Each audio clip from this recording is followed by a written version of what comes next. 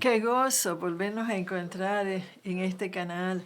Gracias por su visita. Que Dios los bendiga grandemente y que la paz de Dios esté sobre sus vidas. En este tiempo tan confuso, tan inseguro, tan indefinido, Dios nos está llamando a la santificación, a que dejemos el pecado y nos acerquemos a Él. Porque el pecado nos separa de Dios y nosotros fuimos creados para estar cerquita de Él, para tener una relación con Él, para tener comunión con Él aquí en la tierra y en el cielo. Por eso el Dios, al vernos separados de Él por el pecado de nosotros, envió a su Hijo amado para que todo aquel que en Él crea y no se pierda tenga vida eterna. Y así nosotros podamos tener una comunión con Él aquí en la tierra y en el cielo, y como la tuvo Adán y Eva. Cuando nosotros no hemos venido a Jesucristo, el pecado reina en el corazón y gobierna nuestra vida y nos esclaviza.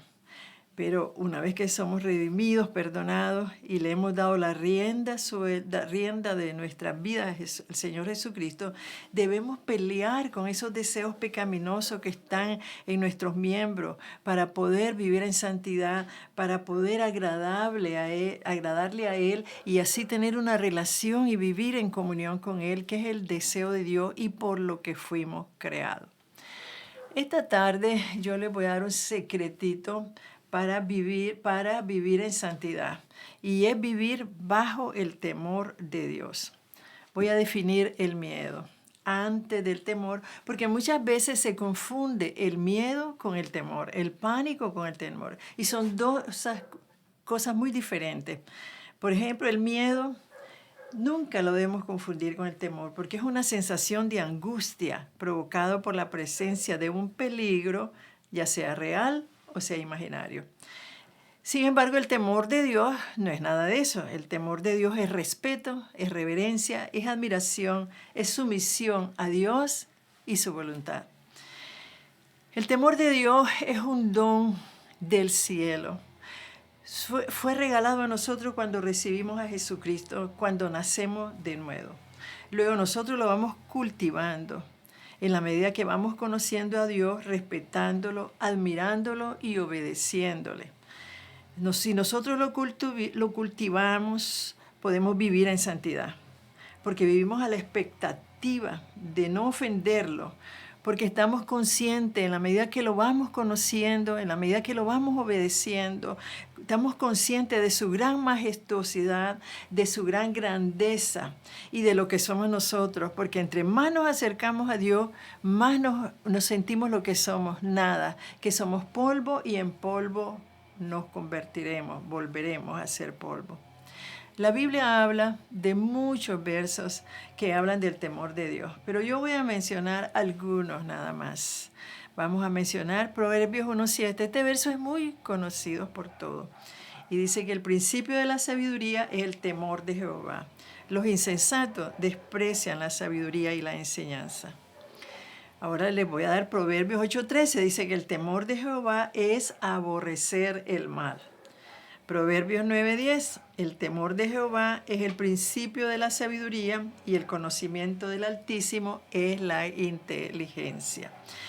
Proverbios 16:6 dice, con misericordia y verdad se corrige el pecado y con el temor de Jehová los hombres se apartan del mal. Job 28:28 dice, y dijo el hombre, he aquí el temor al Señor es la sabiduría y el apartarse del mal es la inteligencia, dice la palabra. Y como el temor de Jehová es la sabiduría, se le llama, entonces vamos a estudiar un poquito de la sabiduría. Y algo de la sabiduría aparece en el Santiago 3, del 14 al 17. Dice la palabra. Pero si tenéis celos amargos y contención en vuestro corazón, no os jactéis ni mintáis contra la verdad, porque esta sabiduría no es la que desciende de lo alto, sino terrenal, animal, diabólica. Porque donde hay celos y contención, ahí hay perturbación y toda obra perversa. Pero la sabiduría que es de lo alto es primeramente pura, después pacífica, amable, benigna, llena de misericordia y de buenos frutos, sin incertidumbre ni hipocresía.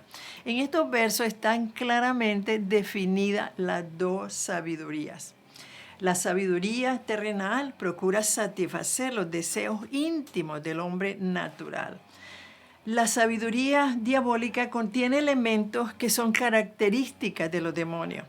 Resulta que Lucifer, el líder de los ángeles, de los demonios, él le tuvo envidia a Dios, quería ser como Dios, quería ocupar el trono de Dios.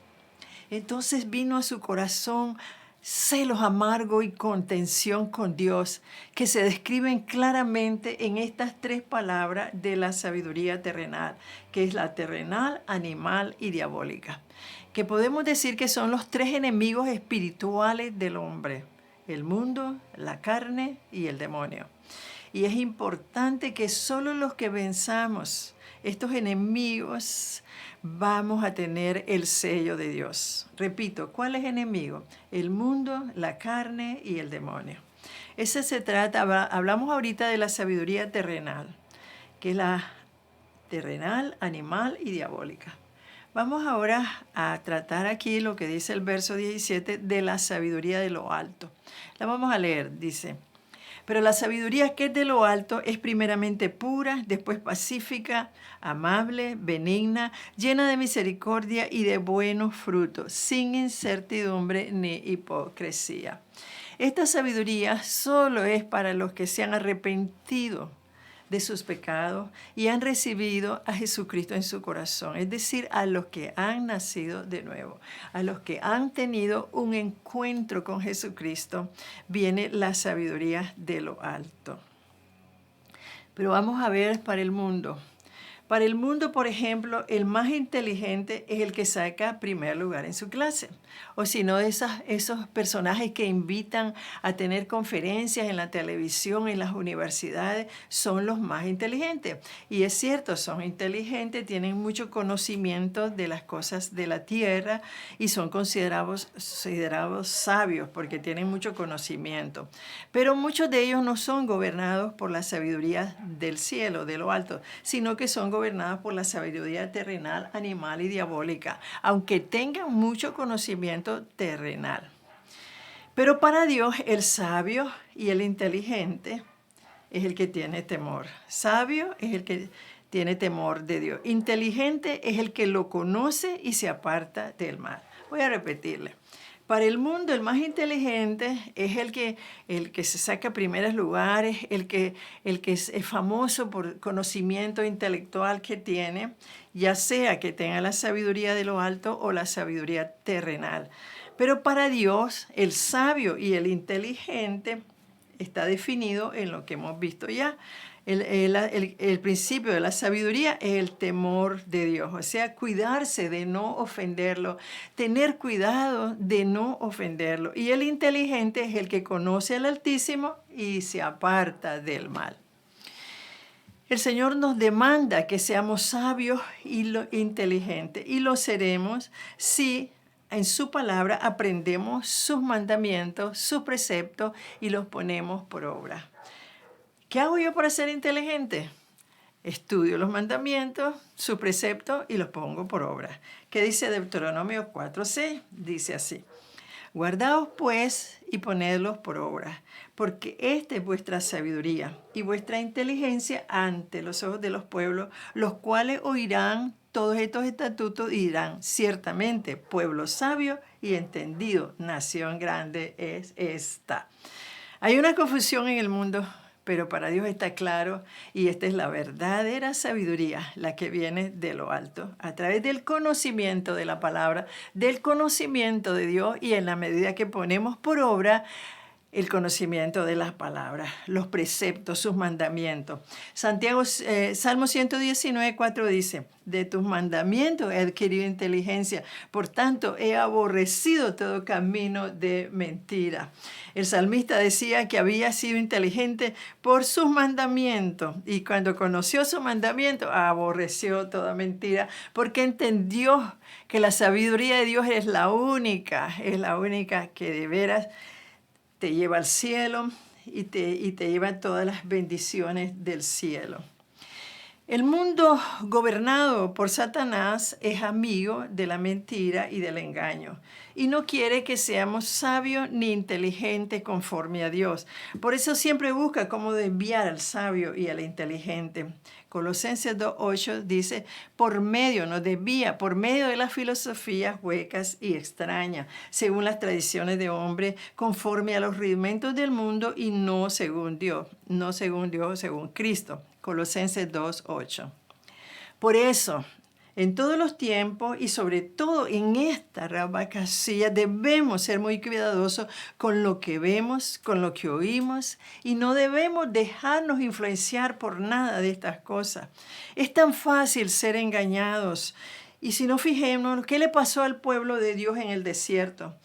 Fíjese que Moisés se fue a orar por 40 días al monte Sinaí y como él se tardó en regresar del monte, entonces ellos hicieron un becerro de oro. Dice Éxodo 32 del 7 al 8. Éxodo 32 del 7 al 8, lo vamos a estar leyendo.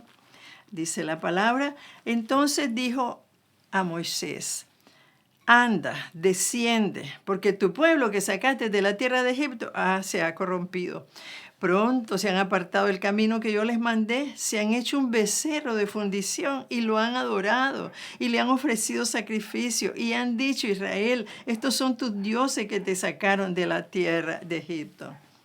Usted y yo quizás nos preguntemos, ¿cómo es posible que este pueblo, después de recibir tanto de Dios, después de ver tantas maravillas de Dios y de oír todo lo que Dios había hecho con ellos hicieron un becerro? En un poco de tiempo fueron engañados por la sabiduría terrenal, animal y diabólica. Ellos eran dirigidos por la sabiduría de lo alto y fueron engañados tan fácilmente en poco tiempo. Y la mayor pregunta que nos podemos hacer y que turba de veras es cómo el mismo Aarón hizo el becerro de oro. El mismo Aarón que iba dirigiendo junto a Moisés. ¿Cómo es posible que el mismo Aarón haya hecho el becerro de oro, haya concedido a las masas la voluntad de las masas, se haya sido influenciado por las masas para dejar la sabiduría de Dios y caer en la idolatría, conociendo bien la verdad, conociendo bien lo que Dios quiere, conociendo bien todo lo que Dios había hecho?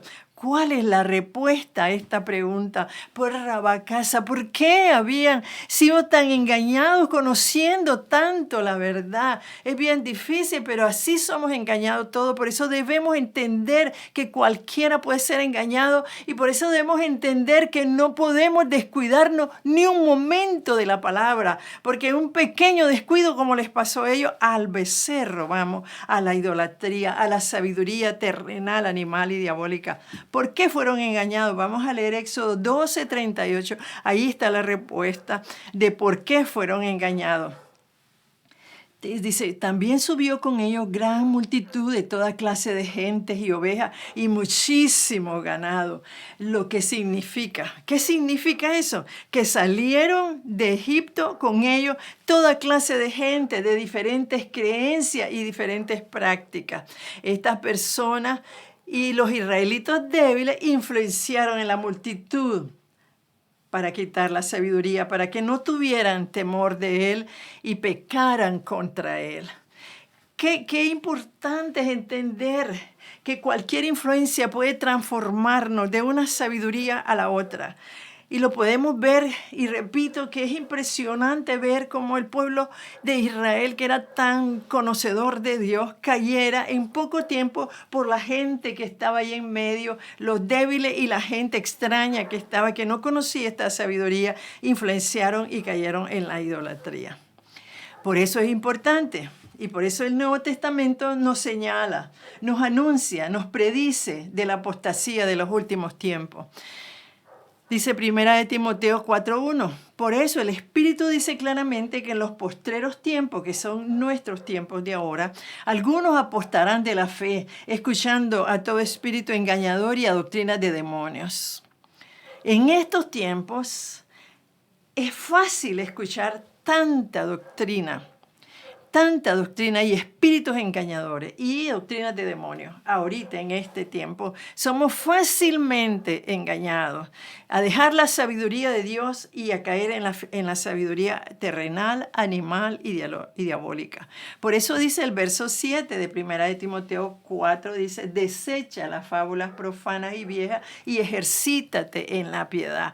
Porque desecha todas esas historias y todo lo que te pueda inducir a dejar la sabiduría de Dios y ejercítate en la piedad. La piedad es las cosas que se hacen para estar cerca de Dios, es la oración, es el estudio de la palabra, es el ayuno. Todas las cosas que haces te estás ejercitando, te estás fortaleciendo en el conocimiento de Dios, estás creciendo, estás fortaleciéndose en el temor de Dios, te estás haciendo sabio, te estás haciendo inteligente en la medida que te ejercitas en la piedad, porque estás apartándote del mal, te estás acercando más a Dios y estás siendo más sabio y más inteligente. Ejercítate en la piedad para que no seas engañado por las filosofías huecas y extrañas y los espíritus engañadores y las doctrinas de demonios y las fábulas profanas y vanas y viejas. Tienes que dejarlas si te ejercitas en la piedad.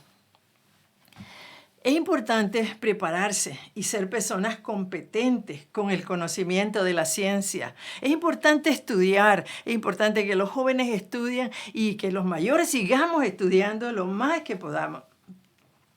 Es muy importante, pero siempre tenemos que tener presente de que nada sirve tener una profesión y oficio y ser sabio, inteligente para el mundo si no tenemos el conocimiento de Dios y no tenemos el temor de Dios. De nada sirve, porque tarde o temprano vas a ser arrastrado por la sabiduría animal, terrenal y diabólica.